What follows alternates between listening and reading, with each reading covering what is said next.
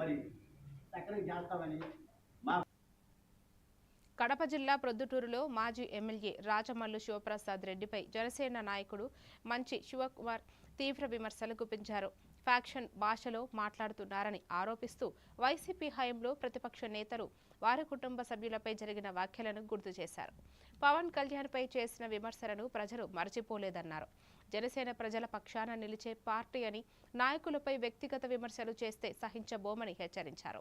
ప్రొద్దుటూరు ప్రజలే తగిన సమాధానం చెబుతారని పేర్కొన్నారు. ప్రొద్దుటూరు జన సైనికులకు, మా కమిటీకి, అలాగే మీడియా సోదరులకు అందరికీ హృదయపూర్వక నమస్కారం అండి. ఈ ప్రొద్దుటూరు యొక్క మాజీ ఎమ్మెల్యే అంటారు ఆయన రాచమల్లు శివప్రసాద్ రెడ్డి గారు. ఆయన మా ఎమ్మెల్యే, కాకినాడ ఎమ్మెల్యే పొందం నానాజీ గారి గురించి, మా పవన్ కళ్యాణ్ గురించి మాట్లాడడం జరిగింది. అయ్యా రాచమల్లు గారు, మీరు మా సప్త సముద్రాల అవతలున్న పీక్కొచ్చా? ఏంది పీక్కొచ్చేది? మీరు ఏం చేస్తారు? పీక్కొచ్చి ప్రజలు నాశనం చేస్తారా? ఆల్రెడీ ఒకసారి మీకు పట్టం అప్పచెప్పినందుకు ప్రజలు ఏం చేశారో, ప్రజలకు మీరు ఏం చేశారో, మిమ్మల్ని ప్రజలు ఏం చేశారో కూడా అంతా గమనిస్తున్నారు. మీ ఉడత ఊపులకు ఎవరు భయపడే వాళ్ళు ఇక్కడ లేరు. అయ్యా ఇప్పటికైనా నోరు అదుపులో పెట్టుకొని మాట్లాడండి. యాక్చువల్లీ మీ మీద మేము రియాక్ట్ అవ్వకూడదు.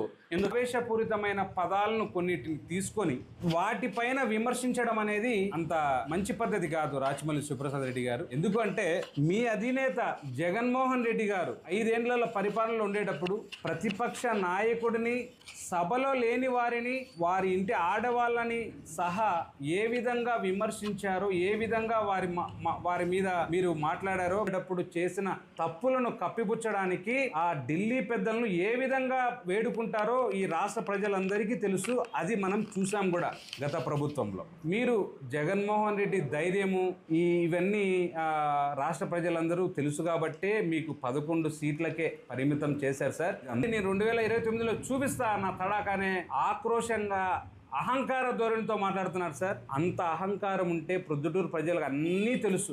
ఏం చేయాలనో అదే చేస్తారు. దయచేసి గుర్తు పెట్టుకోవాల్సిందిగా మరీ కోరుచున్నా. ఈసారి పవన్ కళ్యాణ్ గారి మీద